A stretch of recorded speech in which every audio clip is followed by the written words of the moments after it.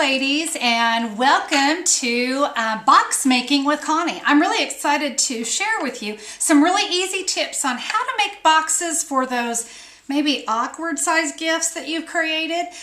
This little project, this is a little upcycle project I made for my daughter's locker. It's just a little magnet and she can keep her extra pens and pencils in there because she's always losing them. Anyway, let me show you what we're going to do to create a perfect size box so that I can give Christina this gift.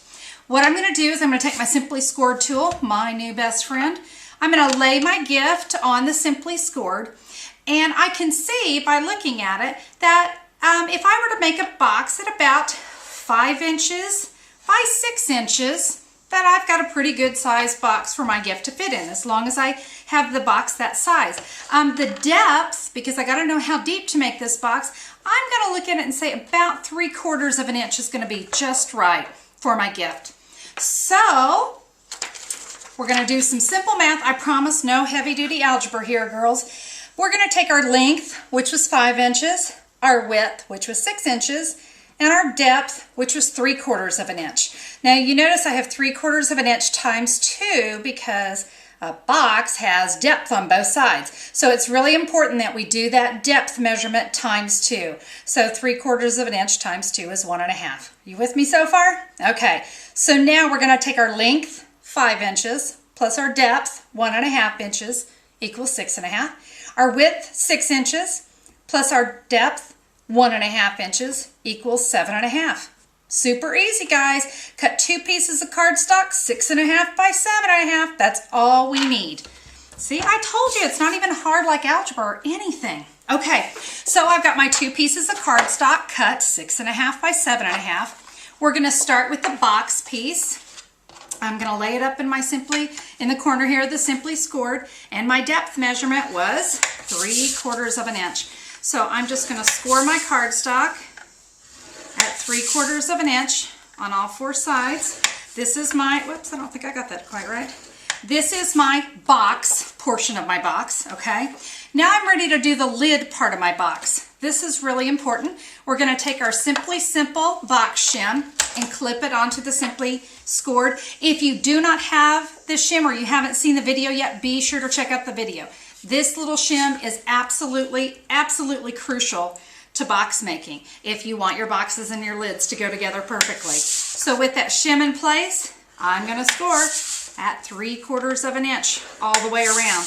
If you're curious to know what that shim does, it bumps out my cardstock on my lid just a hair, and it's going to make my box and lid go together just perfectly. So, all right. So we have our box pieces scored, and what we're going to do is we're going to take our paper snips, and you see we have little squares on all 4 corners, and we're just going to cut up to the score line on the squares. What I tell my customers all the time when we're making boxes is the only thing you're going to cut on is these squares. Don't cut on anything else, just these squares.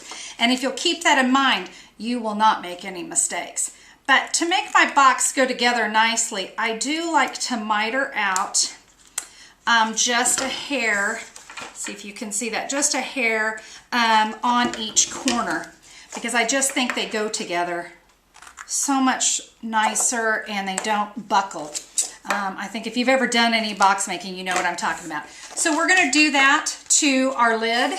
We're going to do the same thing to our box.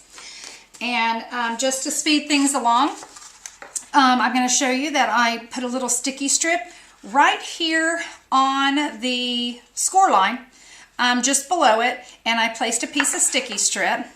Oh, and I didn't tell you. Yes, I did take my bone folder and I, creased all my score lines, okay? But I've got my sticky strip on there.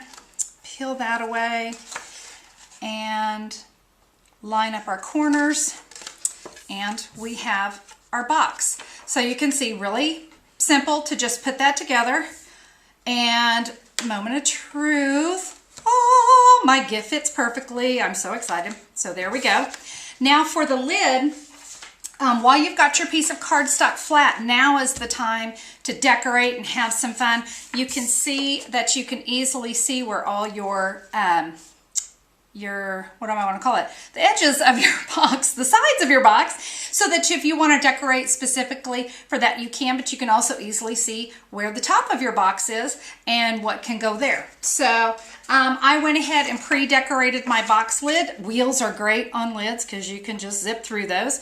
And I used one of the new upcoming dies.